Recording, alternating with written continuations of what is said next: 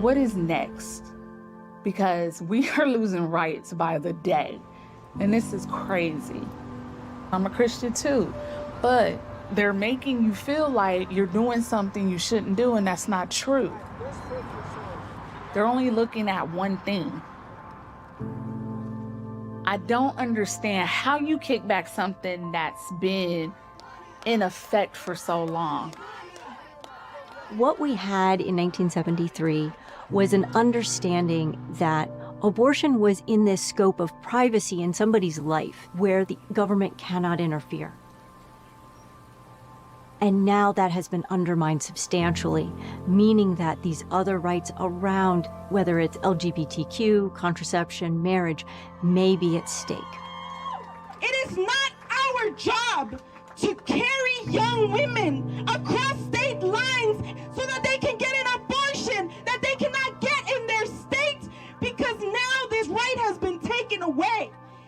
What's going to happen is we'll go back to seeing illegal abortions in Texas. Abortion in general, this is going to lead to women dying. This is going to kill women. This is going to There will be a higher rate of complications and a higher rate of death. And many women will not be able to get their abortion and will go ahead and deliver a baby, which is what the state wants.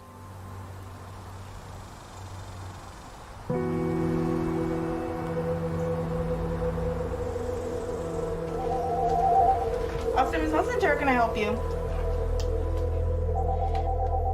It's now 5 days post-Roe at the Austin Women's Health Center, and the phones haven't stopped ringing. I have to place you on hold. Give me 1 second. Austin Health Center, how can I help you? Okay, give me 1 second. I have to place you on hold. Just 24 hours before, a state court had granted them clearance to continue performing abortions for a short time. It's very chaotic everywhere. Now that time is up.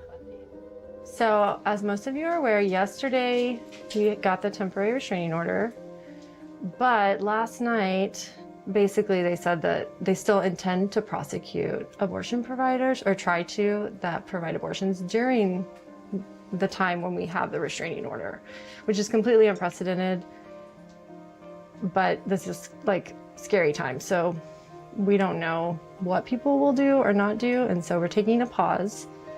We had patients scheduled. We're gonna call them, let them know that right now we're in another holding pattern. Their lawyers warned them they could face fines of $100,000 and up to 5 years in prison for providing an abortion. You know, I'm usually pretty much full steam ahead, but yeah. Don't want to go to jail. I don't want to go to jail. I don't want, yeah. We gotta protect ourselves, so. Well, this is all happening within 24 hours. Within hours, yeah. Within hours. Yeah. And all because they're making all of these laws so unclear for us. It's all on purpose to cause this chaos. They have one goal in mind: take away our rights, and that's it. That's what all this is for. Mass confusion right now. It's completely chaotic. Absolutely. For the providers and for the patients. Yeah. And this is it for now. For now. For now. Till I hear otherwise. You can look. When we scheduled for today, we have to call and. We're trying looking on the abortions, but unfortunately that has been overturned, so we're back to not providing abortion services. I know, I'm sorry. Do you want some information? I can give you like some websites that you can try. Have you had any other ultrasounds with this pregnancy? No. Okay. With Dr. Rubino no longer able to provide abortions, she does what she can to help her patients find other options. And you're thinking you're pretty early, right? Yes. From what you know. Courtney is 37 years old and 4 weeks pregnant. Where are you in your decision-making process? I mean, have you made a decision? My decision is all over the place because honestly, the law is all over the place. It changes everything. When you stop someone from having the choice of their own pregnancy outcome and you force them into your choice, here's where we get into kind of some tricky areas. Yeah, obviously this whole thing is tricky. We have such inequality that for some it's as easy as, okay, let's take a weekend trip to Colorado to get your abortion. And for someone else, it's a completely life-altering thing that you have no control over and you're forced to give birth. The trajectory of those two people's lives are completely different.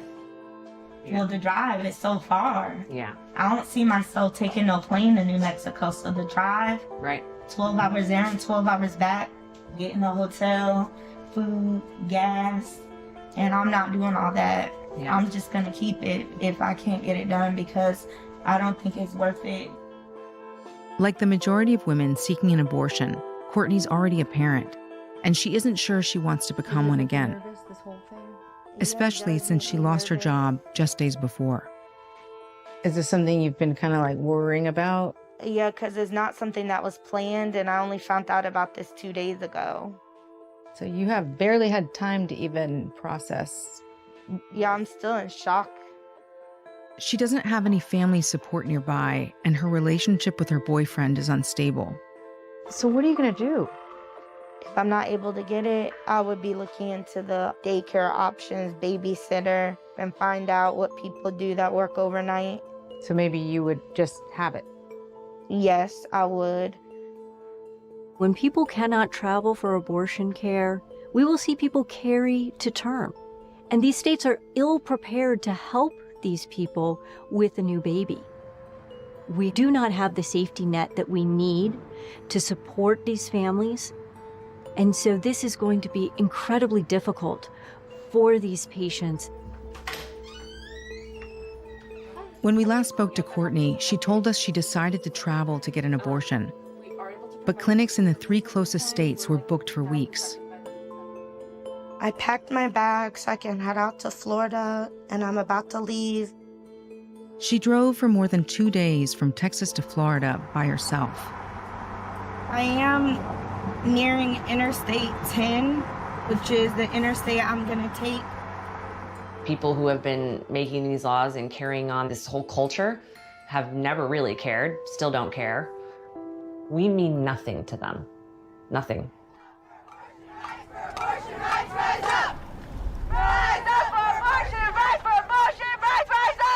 This is not over. People will be fighting back to support abortion rights and to roll back these bans. We have been plummeted to the bottom of a cliff, and we have to claw our way up again. Already, the things we were told that would make a post-Roe world manageable are falling like dominoes. And more is coming. And We have to defend against all of that as much as we are looking to protect and expand access to care. But for abortion opponents, it's also not over. They are not satisfied with the overturning of Roe. If they want to fight, we'll give them a fight. They want to further stigmatize and criminalize abortion. I'm looking at this parking lot here. There's a lot of Texas plates out there. That people from Texas are coming here to get an abortion. And we're going to do everything we can to make sure that an abortion-free state is not just reality in Texas, but a reality in New Mexico as well. It's this great movement that's been being carried on that we didn't really recognize. I mean, they had a long plan, and they executed it. We love you and we're praying for you guys. Please come and talk to us. So now we've got a long, hard row ahead of us. The Supreme Court is not our backup now and won't be for a long time. Must not stand. This decision must not stand. Legal abortion on demand. Legal abortion. Even though the majority of us do not think this is right, we don't have the power anymore. So start looking at what's next. We're going backwards. We're not going forward. It's a very disturbing time to be an American when I feel like this is not my America. This is not the country I was raised in or raised to believe in.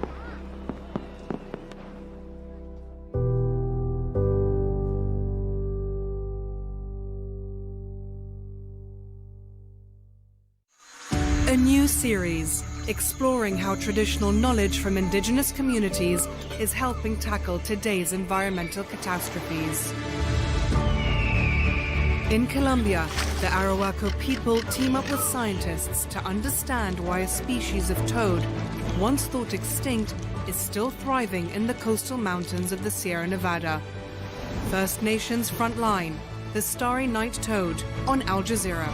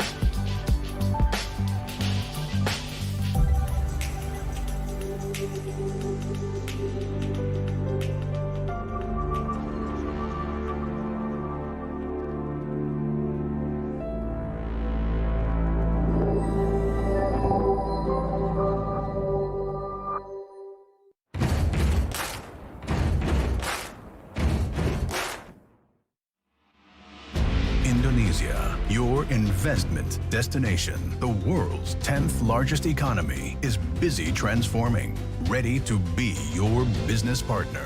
With a robust talent pool, politically and economically stable and strong policies. Being the powerhouse, Indonesia is confirmed by the G20 presidency, bringing opportunities for you. Invest Indonesia now.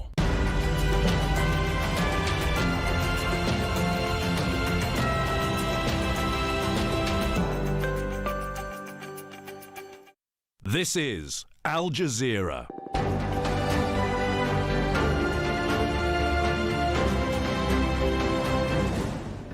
Hello, I'm Rob Matheson. This is the News Hour live from Doha. Coming up in the next 60 minutes, Ethiopia's government and rebels from the Tigray region agree to end a 2-year conflict that's killed thousands of people and displaced millions. North Korea keeps up its missile launches for a second day, prompting the US and South Korea to extend joint military drills. Ukraine resumes grain shipments despite President Volodymyr Zelensky's security concerns. And the UN warns some of the world's most famous glaciers will disappear by 2050 because of climate change. I'm Joanna Gajrowska with the sport. With 17 days to go until the World Cup, there's concern over whether South Korea's captain will make the tournament as he heads for surgery on a fractured eye socket.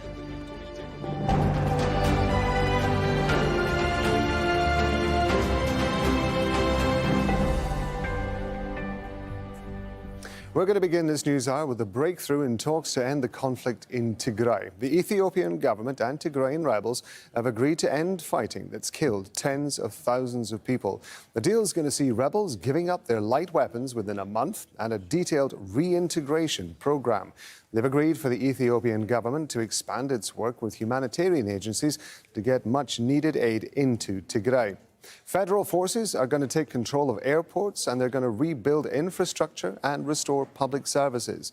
And a system of transitional justice will examine alleged atrocities committed by both sides during the war.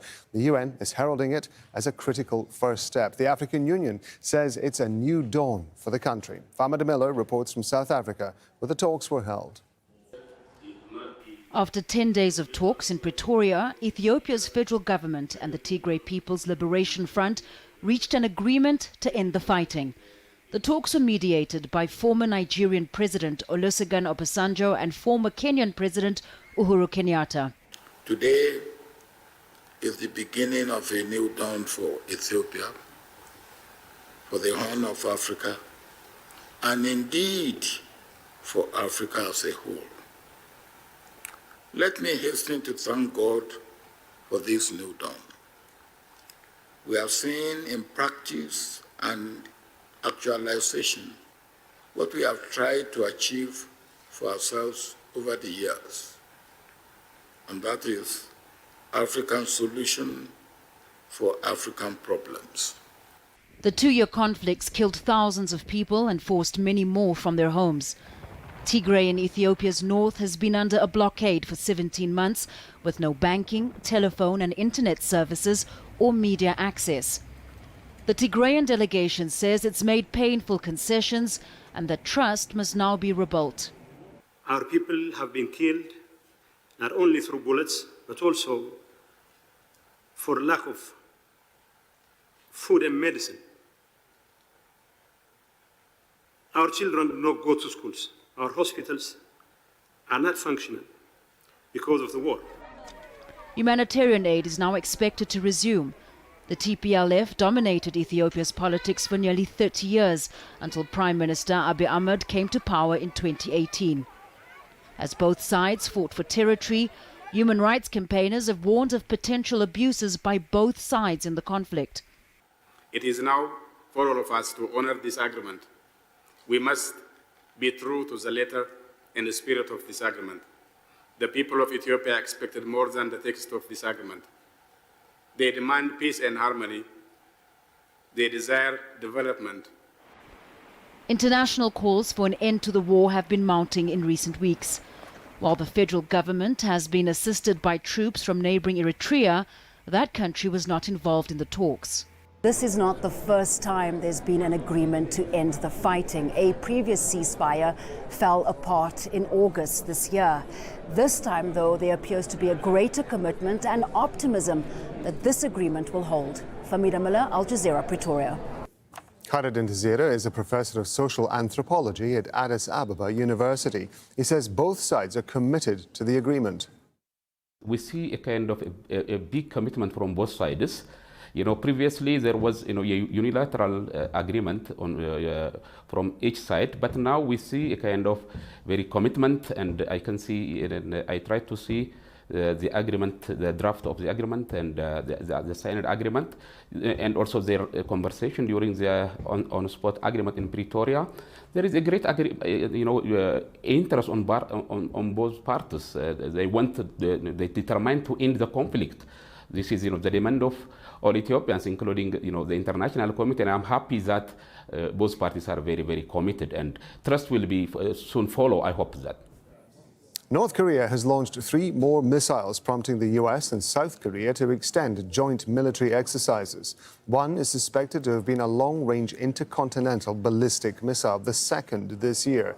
The test comes a day after Pyongyang fired 23 missiles. Rob McBride has more from Seoul.